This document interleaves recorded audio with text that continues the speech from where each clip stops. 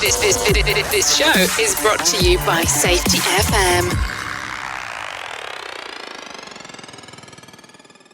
Warning! The following podcast contains adult language, adult content, weird and unusual stories that all happen to be true. We didn't start this war on safety, but we're going to fight that safety war and we're going to win it. This episode is on water. We're talking about disaster preparedness, and water is really an essential subject on this. We're specifically talking about drinking water and non-potable water for other uses. So today's session is water on safety wars. Before the pandemic than the last year, no other subject has been more covered, I think, than drinking water. You see all different types of products out there to purify water and everything else, and from a disaster point of view, I started out with water treatment systems when I was preparing for disasters. And I got tired of buying huge amounts of bottled water, and where I was living at the time after 9/11, water was a major issue for the town I was in because they were doing major water infrastructure work in the town, and boiling water became a way of life, and groundwater and water that really wasn't clear became a common occurrence. So how frequently do we have issues in North America with drinking water? I would say dozens of times a month if you're on a public water system, when you consider all of the public water systems in the United States. In central New Jersey, for example, recently there was a water main issue where the whole town ended up having to boil water for 3 or 4 days. On the other hand, we had an issue with a power outage about 15 years ago in Sussex County, New Jersey, where people were without water for 2 or 3 days because the water supply system, the water supply owner, lost power and couldn't run pumps. I recently listened to a radio show that talked about water resources throughout the world, and believe it or not, this is going to be one of the major, it's predicted, one of the major issues in the next 100 years is water supply. Safe water, access to water, water treatment, droughts. We're seeing that in this country and in California with droughts. So water's up there on the list of things that we need to be concerned about, at least from my point of view. From a disaster point of view, water is absolutely necessary for life, and a healthy person can only go a few days without water. You can go without food for a lot longer. I separate water preparation into 2 distinct groups. Potable, meaning safe and drinkable, and non-potable, meaning not safe or drinkable. We're going to address a non-potable supply. Why would you need a non-potable supply? Those are for basic sanitation needs, primarily flushing toilets. That's assuming you're in a situation where you can flush a toilet. With non-potable water, you really don't want to come to physical contact with it or ingest it. If you're immunocompromised, and paying attention to water purity is a real issue for you because you may be more prone to waterborne illnesses and other things that go along with dirty water. So when you're dealing with non-potable water, you got to realize what's the source of the contamination. Is it microorganisms? Is it just stagnant? It's been sitting around a long time? Does it have chemicals? Even radioactive substances? Or is it something else? Is it brackish? Is it salt water? All this stuff has to go into it. The other thing is this: if you have a septic system, you might want to avoid flushing chemicals into it because you may contaminate your water table, number one, and you may be using that as a source of drinking water. And the other reason is that you may be contaminating your septic system and killing all the microorganisms in there that do their job. How much non-potable water are you going to need? It all depends.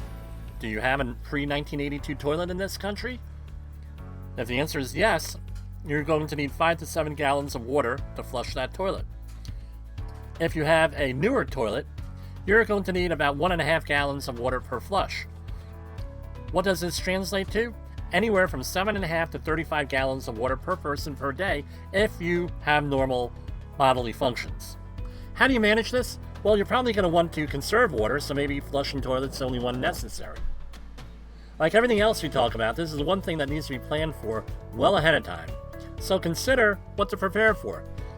If you listen to episode 53 on what is a disaster, scenarios 1 and 2, meaning a 2 or 3 day long disruption in there, only requires a limited amount of water. But if you're going to be dealing with a longer term issue, you have to worry about how you're going to get rid of human waste and how you're going to supply water. Now let's talk about potable water. That means drinkable water. Each person needs roughly between 1 to 2 gallons of water per day. That's for drinking purposes. If you're going to add sanitation purposes like washing your hands, washing dishes, things of that nature, you're going to need a lot more than that. If you are a family of 4, let's say, you're going to have a need of about 8 gallons per day, and in a 3-day period, you're going to need roughly 32 gallons of water, and maybe more than that, depending on what your situation is. How do we visualize 32 gallons? It comes out to anywhere from 5 to 7 cases of bottled water, depending on the size of the bottles and things, the number of bottles in a case, that sort of thing. A lot of people may not have enough room in their house or apartment to keep 6 to 7 cases of water sitting in there at all times, and remember, bottled water does go bad. How about a longer term supply? Now you get into issues of where to secure it, where do you store it? What if you live in an apartment in a city? You're not going to be able to store hundreds of gallons. You may not have room for any water if you're in a lot of situations. 30 days and beyond, you're going to have to find an actual water source and treat the water in all likelihood. Here's other stuff to consider. Do I get a bulk container or small containers? Me, personally, I always recommend smaller containers. The reason being is if there's a contamination issue, something gets contaminated, you only contaminate a little bit, and it's also portable. How about taste? This is item number 2. Even if you purify water, it may have a taste that you don't like. What are you going to do about it? Are you going to add some type of a drink mix to it? That might be a thing you need to consider. Number 3, how about purifying it? I won't recommend a water treatment system, but remember, very few, if any, reputable companies will give you a guarantee on what their filters do. They may say, well, they filter out this, this, and this. But they're never going to say, then the water is safe to drink, because they cannot guarantee an output if they cannot guarantee an input into the system. So what are you looking for is some type of a government rating on that. 4, how about a well? Hey, I have a well. Well water does need to be tested periodically, but how are you exactly going to work your well pump if you don't have power to it? Make sure your well water is safe. Number 5, what about a natural spring? Same deal as well water. How do you know it's safe to drink? There usually is some type of a certification or report on springs if you're going to use it for drinking water. There's other stuff you need to consider. Let's say you're on an emergency response team, even if it's a private one.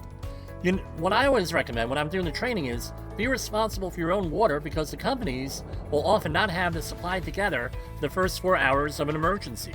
So always have your own water supply with you, at least for the first day if you're a private emergency responder. Usually a public emergency response organization will have all this stuff set up, but maybe you need to ask about this. Let's say you have a bulk water storage potential.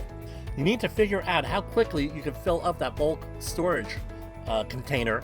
We're talking like 500-gallon container or up, or something like that. Some people do have them, especially in the western United States. Let's say you need to fill those up from tap water, from your garden hose.